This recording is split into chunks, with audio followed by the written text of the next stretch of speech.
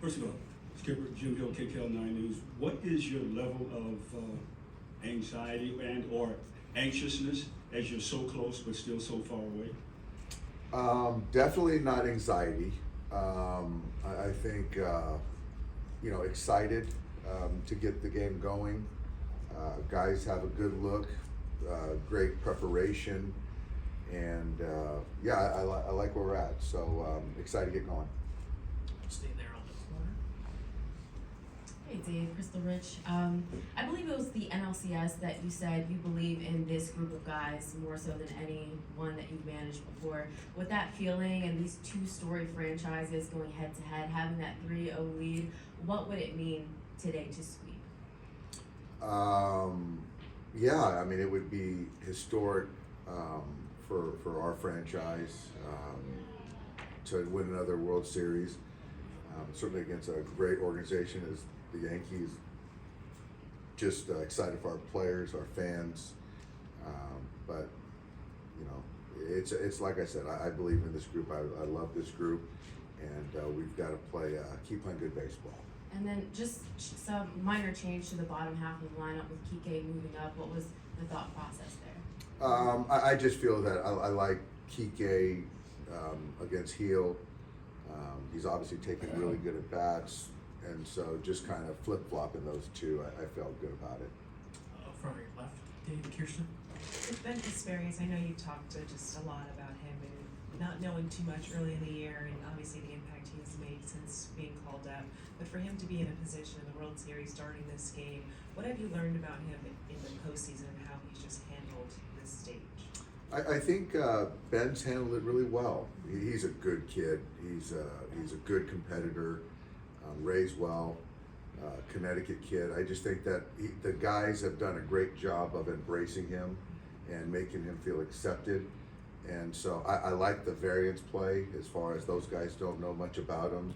He's got good stuff, and I just think he's going to perform well. He's not going to get too overwhelmed. It's a great opportunity, something he'll remember forever. But I've sort of left him alone because I don't need to add to his, as Jim asked, anxiety. He might have a little anxiety, but yeah. Stay right there. Hey Dave, 27 outs from winning a world title. Your guys' mantra all season long has been just the next game. Has it been difficult though to preach just the next game when the 27 outs are the whole thing?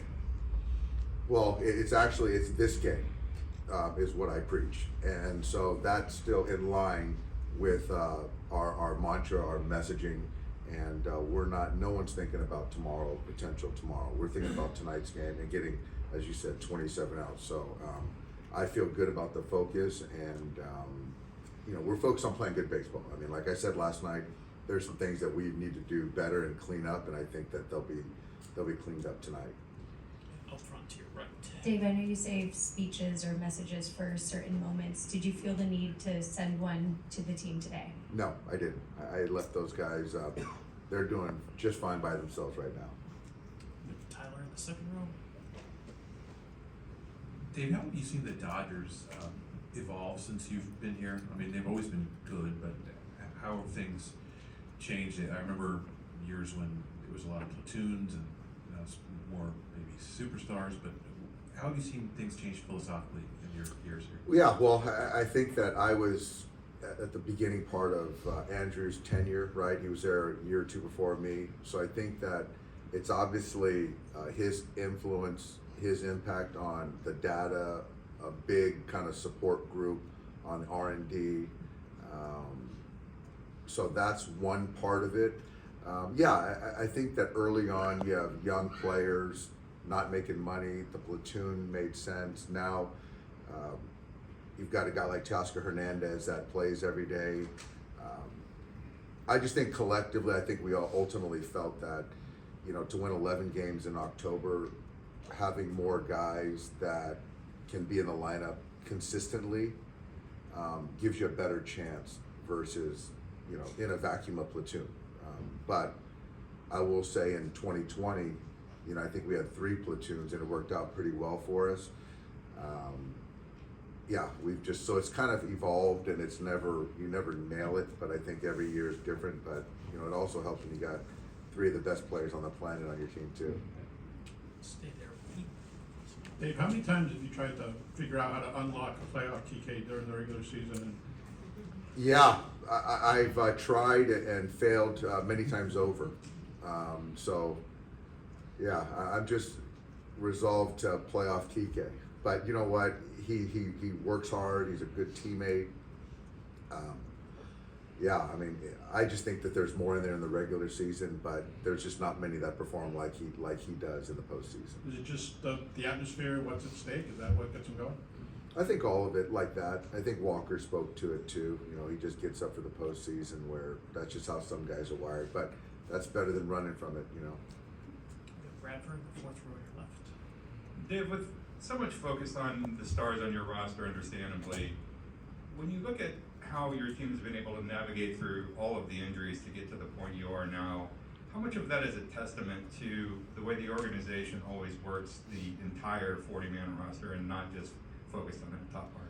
It's that's what it is. I think that obviously we have a culture here at the big league level, but the scouting and player development, I just think is second to none. And you know, who would have thought that, you know, Ben Casparius or Landon Knack is going to be pitching in Game 4 of the World Series at Yankee Stadium.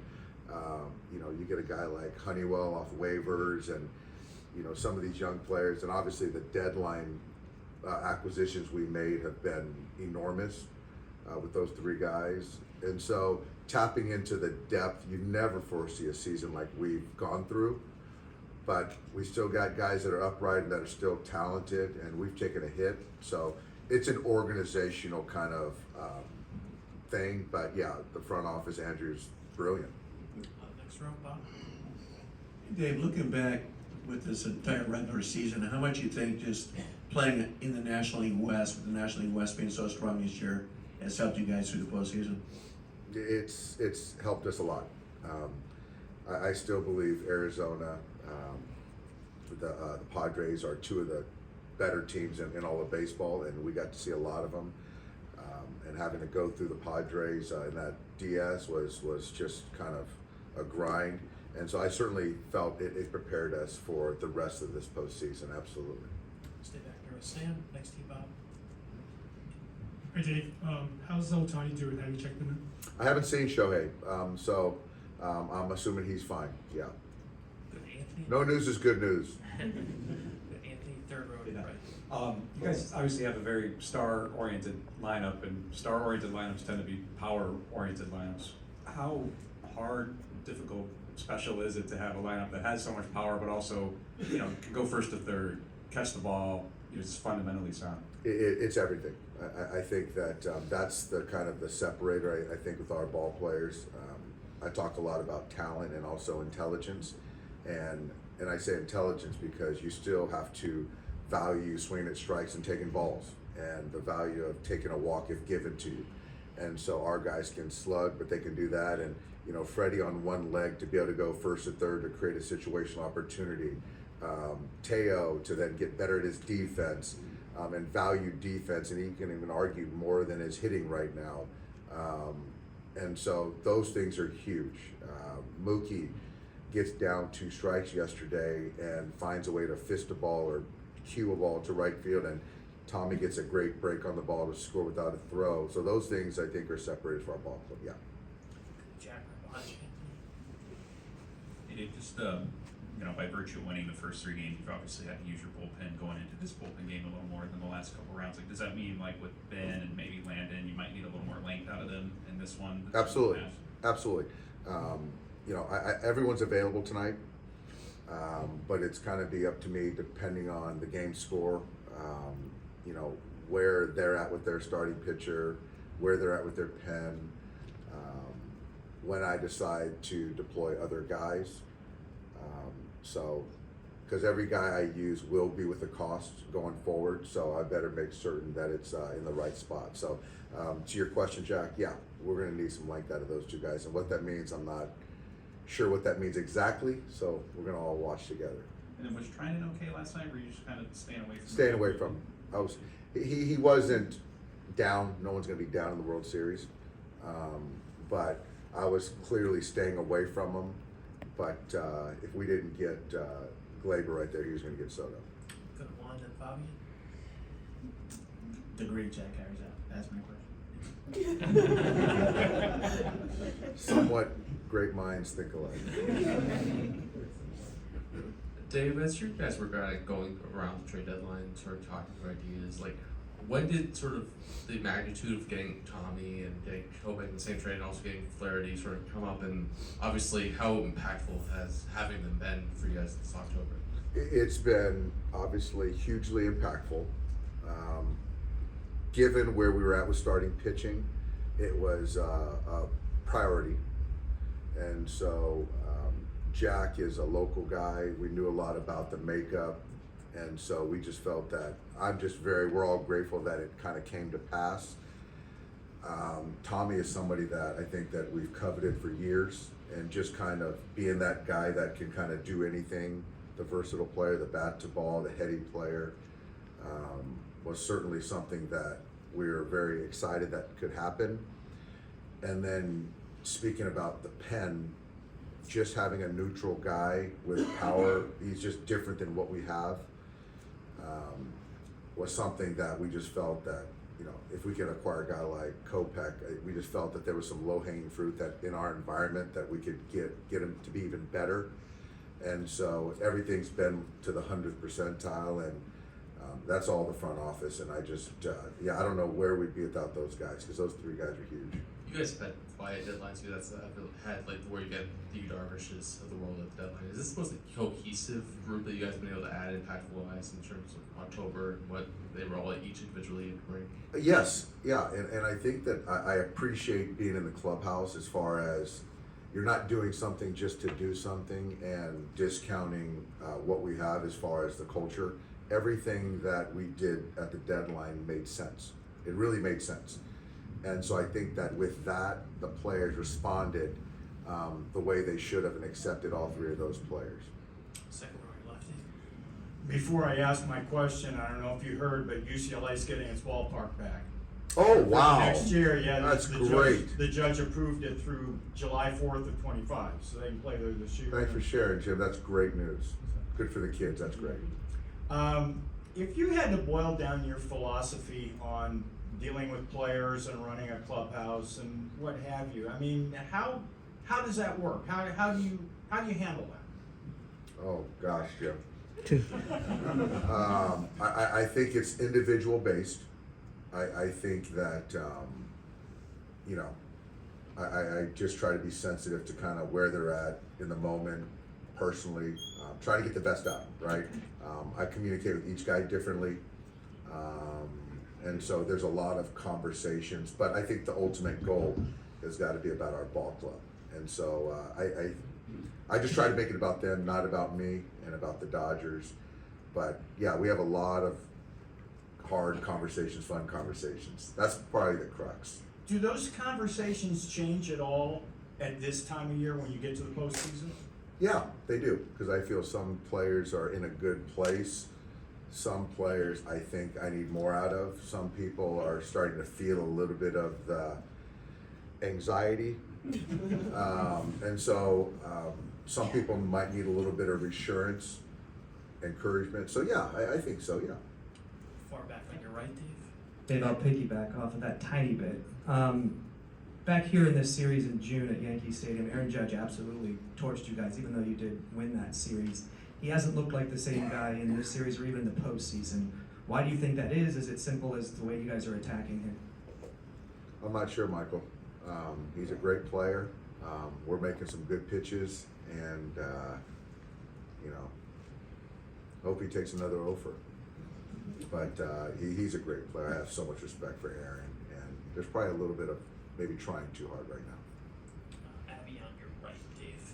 What has Freddie Freeman brought to the clubhouse culture in his few years with you guys? He's brought the desire, he's got gratitude, the desire to play every day, to know that this is a job and your job is to play, and you've got to maximize your value, and that's by playing. He's tough.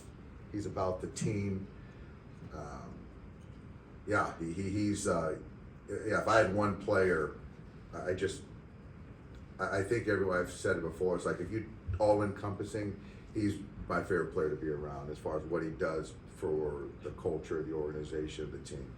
Just what is it about the Dodgers culture that allows some of these superstars to integrate? It's not, you know, there's some locker rooms where having 3, 4, 5 superstars like that might not work, but it seems to work for you guys, and it has worked for you guys in the past. What is it about the Dodgers culture? It's about getting the right players, the right people. You know, talent is a lot, but it's not everything. You got to still kind of be cohesive, and so I just think that we do a really good job of getting the right players in our clubhouse. We'll finish with Barry up front. Just an extension on the Freddie to add Mookie to this. Yep, you Mookie's guys- on my Mount Rushmore as well. I'm sure. I mean, it would seem to me that the acquisition of those guys and the fact that one was a trade and sign, the other was a sign, had more impact on not only your team, but on Major League Baseball in general than anything else. I mean, both Boston and Atlanta really haven't been the same team since they didn't re-sign those players. So basically, it's all shifted to you. What's your thinking about the impact those guys have had on everything you've done? Yeah, well, I think that you don't commit to players like that if you don't feel that they can make people around them better, make the organization better for the future, for the present and the future. And so that was the bet with both those players, and we certainly have been the beneficiaries. And, you know, the impact that Freddie has had on our young players in the system and guys that watch him every day, what Mookie's had on our guys, and a guy that can go from right field to second base, to right field, to shortstop, to back to right field.